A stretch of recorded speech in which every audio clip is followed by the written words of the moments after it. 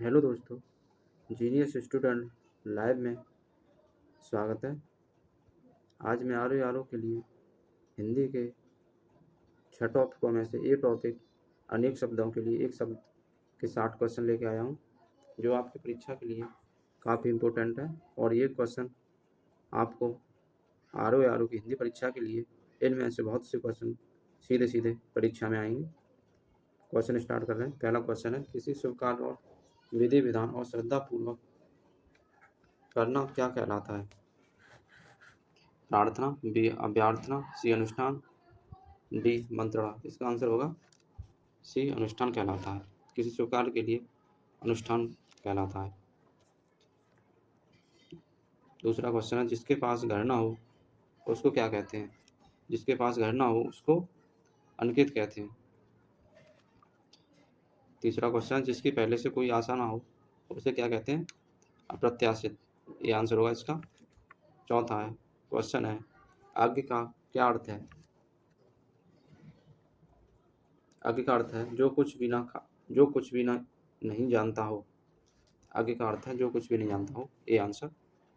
पांचवा क्वेश्चन है, जो अपने स्थान या स्थिति से अलग ना किया जा सका बाकी के लिए एक शब्द है।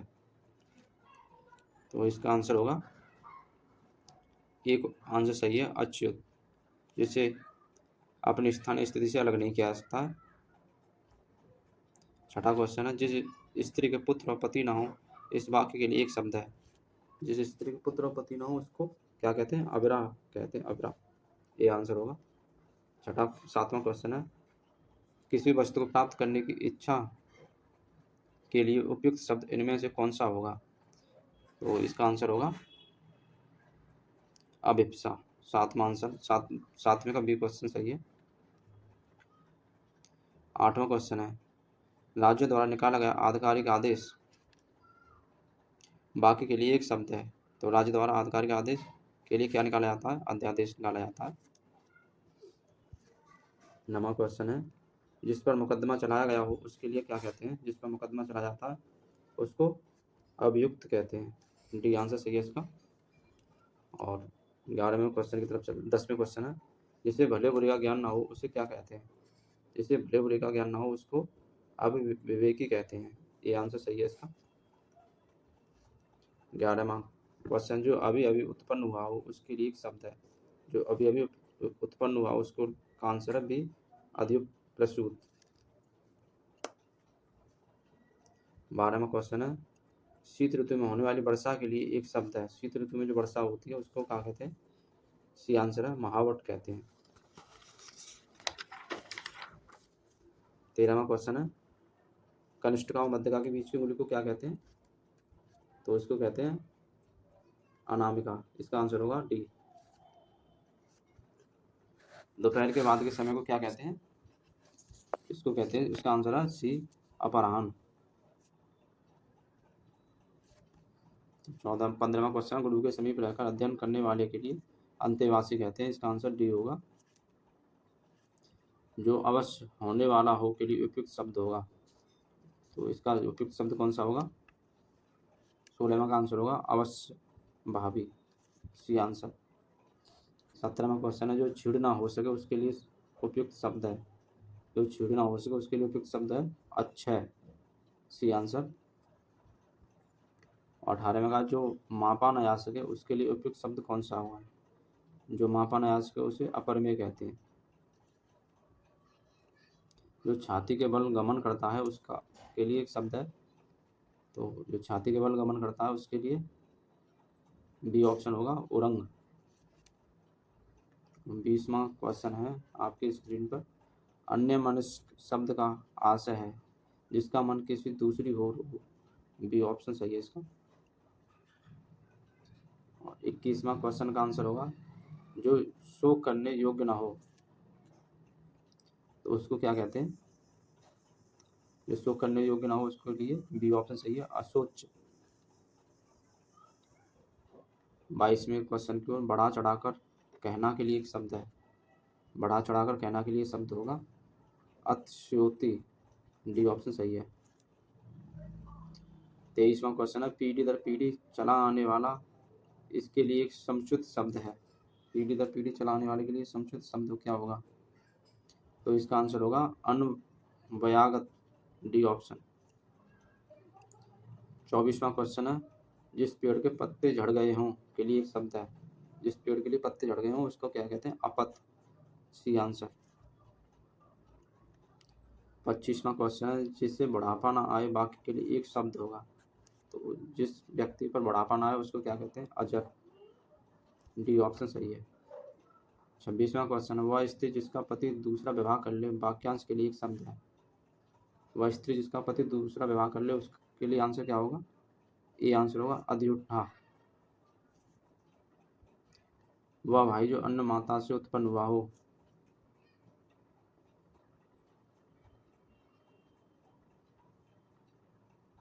वह भाई जो अन्न माता से उत्पन्न हुआ हो उसके लिए क्या कहेंगे? अन्योदर। 27वें का ए आंसर सही है। 28वां क्वेश्चन है, अन्न से संबंध न रखने वाला के लिए एक शब्द होगा। अन्न से संबंध न रखने वाले के लिए एक शब्द होगा, सी आंसर अनन्य। 29वां क्वेश्चन है, अनुश्रुति शब्द के लिए एक वाक्य है। तो इसका आंसर कौन सा क्या होगा? तो इसका आंसर होगा परंपरा से सुना हुआ। अनुश्रुति शब्द के लिए वाक्य, बी आंसर सही है, परंपरा से सुना हुआ। अनुत्तरित शब्द के लिए कौन सा वाक्य सही है? 30वां क्वेश्चन का आंसर क्या होगा? जिसका उत्तर न दिया गया हो, बी ऑप्शन। 31वां, अपराध बोध से होने वाली गिलानी वाक्य के लिए शब्द लिखिए। तो इसका आंसर क्या होगा? अपराध बोध से होने वाले गिलानी वाक्यांश के लिए एक शब्द। 31वां का आंसर होगा आत्मगिलानी, डी ऑप्शन। 32वां, जिसकी भुजाएं घुटनों तक लंबी हों उसे कहते हैं। तो इसका आंसर होगा सी, अजान बाहु कहते हैं उसको। 33वां क्वेश्चन है, जो शीघ्र प्रसन्न हो जाए उसे क्या कहते हैं? जो शीघ्र प्रसन्न हो जाए उसे आशुतोष कहते हैं, डी ऑप्शन सही है। जिस पर आक्रमण हो वाक्यांश के लिए उचित शब्द कौन सा हो? जिस पर आक्रमण हो उसके लिए आंसर क्या होगा? आक्रांत, सी ऑप्शन सही है इसका। 35वां क्वेश्चन है, अतिथि सत्कार की भावना के लिए एक शब्द है। अतिथि सत्कार की भावना के लिए एक शब्द क्या होगा? इसका आंसर होगा ए, आतिथ्य। 36वां क्वेश्चन, अनिश्चित जीविका के लिए एक शब्द सही है। अनिश्चित जीविका के लिए एक शब्द क्या होगा? तो इसके लिए एक शब्द है आकाशवृत्ति, डी ऑप्शन सही है। 37वें क्वेश्चन की तरफ चल रहे हैं, वह स्त्री जिसका पति परदेश से आने वाला हो के लिए एक शब्द है। तो इसका आंसर होगा आगमस्पतिका, डी आंसर सही है। तो 38वें क्वेश्चन की तरफ चल रहे हैं, नीले रंग का कमल के लिए दिए गए शब्दों में से कौन सा शब्द सही है? तो नीले रंग के कमल के लिए दिए गए शब्दों में कौन सा शब्द सही है? तो इसका आंसर होगा ए, इंदिवर। 39वां क्वेश्चन है, पूर्व और उत्तर के बीच की दिशा को क्या कहते हैं? पूर्व और उत्तर के बीच की दिशा को हम कहते हैं ईशान। 40वां क्वेश्चन है, धूतों अर्थात जीवों द्वारा होने वाला दुख वाक्य के लिए एक शब्द है। तो इसका आंसर होगा बी, आदि भौतिक। धूतों अर्थात जीवों द्वारा होने वाले दुख के लिए बी ऑप्शन सही है।